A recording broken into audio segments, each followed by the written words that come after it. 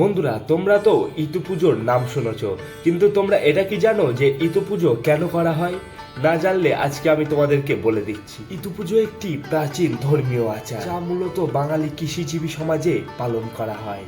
এই পুজোর মূল উদ্দেশ্য হলো প্রকৃতির আশীর্বাদ লাভ করা এবং পরিবারের কল্যাণ, সুস্থতা, সমৃদ্ধি প্রার্থনা করা। সাধারণত মেয়েরা বা গৃহবধূরা ইতু গাছ বা ইতুর প্রতীক সাজিয়ে পুজো করে থাকেন। গান, মঙ্গল কামনা ও নির্দিষ্ট কিছু নিয়মই হলো এই পুজোর গুরুত্বপূর্ণ অংশ। এই পুজোটা বিশেষ করে কৃষকদের ঘরেই পালন করা হয়, তবে এমনও কিছু ঘর আছে যারা কৃষক না হয়েও এই পুজো করে থাকে পরিবারের মঙ্গল কামনার্থে।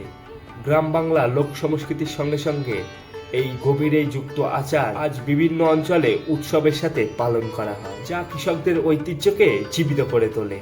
তোমাদের কাদের কাদের বাড়িতে ইতু পুজো হয় অবশ্যই কমেন্টে জানিও।